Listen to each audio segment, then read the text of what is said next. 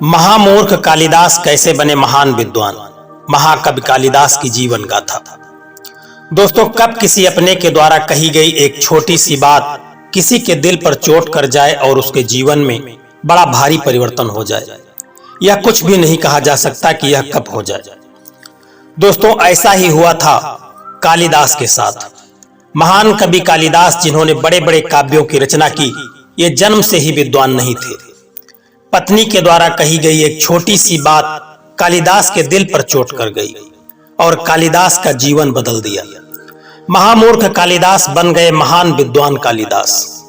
दोस्तों, कालिदास के माता पिता की मृत्यु उनके बचपन में ही हो गई थी।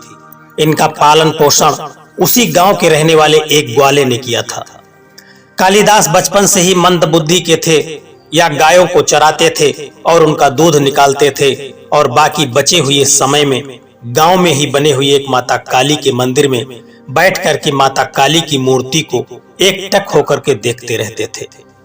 या इस तरह से कह सकते हैं कि बचपन से ही कालिदास को माता काली के प्रति लगाव था, इसीलिए कालिदास इनका नाम पड़ा, क्योंकि काली का दास यानी काली का सेवन करने वाला, जिसे कालिदास कहा गया। दोस्तों, आइए जानते हैं कि महामूर्ख कालिदास कैसे बन गए महान विद्वान। कालिदास की शादी मालवा राज्य की अत्यंत बुद्धिमान और रूपवती राजकुमारी विद्योत्मा से हुई थी। राजकुमारी की इच्छा थी कि वह सिर्फ उसी इंसान से शादी करेंगी जो उन्हें शास्त्रार्थ में हरा देगा। उनसे शादी करने से दूर दूर से कई विद्वान आए, लेकिन राजकुमारी ने सभी को हरा करके नीचा दिखाया, क्योंकि कोई भी विद्वान ऐसा नहीं था जो राजकुमारी को शास्त्रार्थ में हरा दे। ऐसे में सभी विद्वानों ने मिलकर के राजकुमारी को सबक सिखाने के लिए उनका ब्याह धोखे से कालिदास जैसे महामूर्ख से करवा दिया।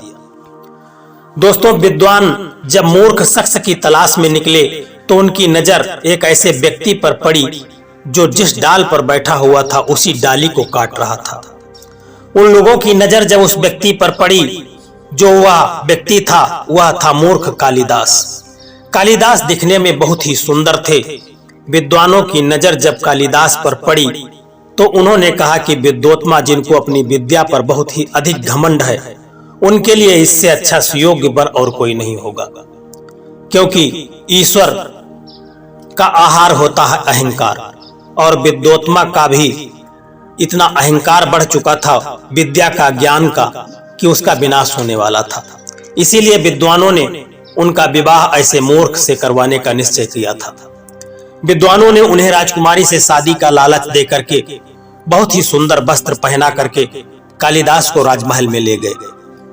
उन्होंने विद्योत्मा से कहा कि ये शख्स मौन साधना में रहते हैं, इनका इस समय व्रत उपवास चल रहा है, जिसके चलते जितना भी शास्त्रार्थ होगा यह केवल संकेतों में ही होगा, यह कभी बोलते नहीं हैं, इसलिए वे मौन होकर के ही जवाब देंगे और सारा जवाब संकेत के माध्यम से ही करेंगे।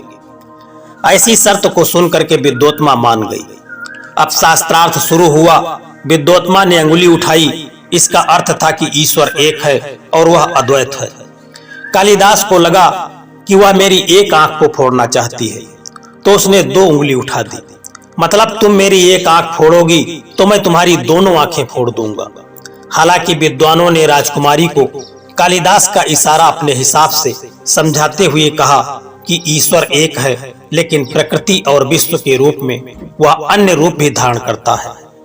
अतः पुरुष और प्रकृति, परमात्मा और आत्मा दो शाश्वत हैं। इससे प्रभावित होकर विद्योत्मा ने हथेली उठाई, जिसकी 5 उंगलियां ऊपर की ओर थी।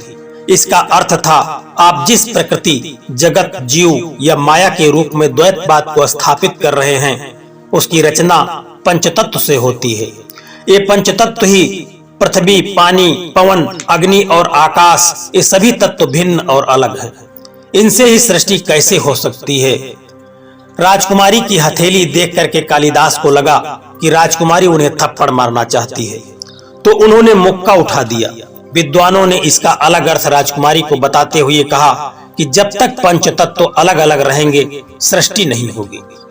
पंचतत्व करतल की 5 अंगुलियां हैं, सृष्टि तो मुष्टिवत है, मुट्ठी में सभी मिल जाते हैं तो सृष्टि का निर्माण हो जाता है। यह सुन सभा में तालियां बजने लगी। और विद्योत्मा ने भी अपनी हार को मान लिया और उसी प्रकार से कालिदास से विवाह कर लिया। दोस्तों, महान विद्वान विद्योत्मा से ऐसे मूर्ख कालिदास का जब विवाह हो गया और विवाह के बाद जब विद्योत्मा को कालिदास की असलियत का पता चला कि उनका पति तो मूर्ख है, उन्होंने कालिदास को घर से निकाल दिया और कहा कि मेरा पति तो विद्वान होना चाहिए, मूर्ख नहीं। तुम जैसे मूर्ख पति का मेरे जीवन में कोई अस्तित्व नहीं है। पत्नी के द्वारा कही गई यह बात कालिदास के दिल पर चोट कर गई। उन्होंने उसी दिन अपने मन में निश्चय कर लिया कि जब तक वो आत्मज्ञान को प्राप्त नहीं कर लेंगे वह वापस घर नहीं लौटेंगे। ऐसा निश्चय करके कालिदास माता काली के मंदिर में गए और उनकी उपासना करना शुरू कर दिया। काफी दिन बीत गए माता काली की उपासना करते हुए। धीरे धीरे कालिदास ने अन्न जल का भी त्याग कर दिया। इतनी कठोर साधना के बाद भी माता काली ने उन्हें दर्शन नहीं दिया। अब कालिदास के सब्र की सीमा टूट चुकी थी, लेकिन वह कालिदास माता के चरणों में हमेशा ध्यान लगाते ही रहे। एक दिन रात्रि में कालिदास ने अपने प्राण देने का निश्चय कर लिया और जैसे ही उन्होंने तलवार उठाई, माता काली तुरंत प्रकट होकर तलवार को पकड़ लिया और कालिदास को वरदान मांगने के लिए कहा। कालिदास ने जब वरदान मांगा तो कालिदास को वह वरदान देकर के अंतर्धान हो गई। कालिदास को समस्त प्रकार की विद्याओं का ज्ञान हो चुका था। उसके बाद कालिदास जब अपने घर को वापस आए और अपनी पत्नी को आवाज लगाया, पत्नी ने जब दरवाजा खोला तो कालिदास के चेहरे पर एक अजीब सा तेज था और कालिदास की बातचीत से विद्योत्मा को लग रहा था कि कालिदास महान ज्ञानी हो चुके हैं। कालिदास ने अपनी पत्नी से कहा कि तुम्हारे ही कारण मुझे ज्ञान प्राप्त हुआ है, इसलिए आज से तुम मेरी पत्नी नहीं परंतु मेरी गुरु हुई। कालिदास उन्हें माता और गुरु के रूप में देखने लगे थे। उनके राजकुमारी से पति पत्नी वाले संबंध नहीं थे। ऐसे में पत्नी ने गुस्सा होकर कालिदास को घर से निकाल दिया, साथ ही गुस्से में श्राप भी दे दिया कि तेरी मृत्यु भी किसी स्त्री के हाथों होगी। कालिदास ने घर छोड़ते हुए ठान लिया था कि अब वो एक महान विद्वान बन करके ही लौटेंगे। फिर वह मां काली के भक्त बन गए। उनके आशीर्वाद से उन्होंने और बहुत सारा ज्ञान प्राप्त किया और कई अद्भुत साहित्य की रचना भी की। एक बार कालिदास मां काली का एक श्लोक का वर्णन कर रहे थे। वे उनके श्रृंगार और सुंदरता का वर्णन करते करते इतना खो गए कि वे अपनी सारी सीमाएं लांघ गए। कालिदास ने मां काली के बच्च और जांघ पर बने तिल तक का वर्णन कर दिया। जब उनका श्लोक लोगों ने पढ़ा तो वे बहुत नाराज हुए। हर कोई अब कालिदास को इसकी सजा देना चाहता था। कालिदास को खोजने के लिए राजा विक्रमादित्य ने एक युक्ति सोची। उन्होंने एक अधूरा श्लोक लिखवाया और कहा कि जो भी व्यक्ति इस श्लोक को पूरा करेगा उसे मैं आधा राज्य दे दूंगा। राजा जानते थे कि ये श्लोक सिर्फ कालिदास ही पूर्ण कर सकते हैं। इस बीच एक वेश्या को जब राजा का आधा राज्य देने का समाचार प्राप्त हुआ कि जो भी व्यक्ति इस श्लोक को पूरा कर देगा उसे राजा आधा राज्य दे देगा, उसने अपनी दीवार पर इस अधूरे श्लोक को लिखवा दिया। साथ ही श्लोक के पास अपनी तस्वीर भी बनवा दी कि लोगों का ध्यान इस श्लोक पर उसकी तस्वीर के कारण ही पड़ जाए। फिर एक दिन की बात है, कालिदास वेश्या के घर के पास से होकर गुजर रहे थे। अधूरे श्लोक को देख करके वह सीढ़ी लेकर के आए और दीवार पर चढ़ करके श्लोक को पूरा करने लगे। इसी बीच वेश्या ने जब उन्हें देखा तो कालिदास को उस वेश्या ने अपने घर पर बुलाया, उनकी सेवा सत्कार किया और सबसे पहले उस वेश्या ने कालिदास से उस श्लोक का अर्थ पूछा। फिर उनके हाथ पैरों को बांध दिया और उनको नदी में फेंक दिया। अब वेश्या ये श्लोक लेकर के राजा के पास जब पहुंची तो उसने शर्त के मुताबिक राजा से आधा राज्य मांगा, लेकिन राजा समझ गया कि वेश्या इसे पूरा नहीं कर सकती, जरूर कालिदास ने इसकी मदद की होगी। वेश्या को जब उस राजा ने बहुत डराया धमकाया तो उसके बाद वेश्या ने सच बता दिया कि उसने इस श्लोक को कालिदास से पूरा करवाया है और सारा अर्थ कालिदास से उसने समझ लिया है। इसके बाद कालिदास को उसने मृत्यु के मुख के हवाले कर दिया है। कालिदास की मौत की खबर सुनकर के राजा हैरत में पड़ गए।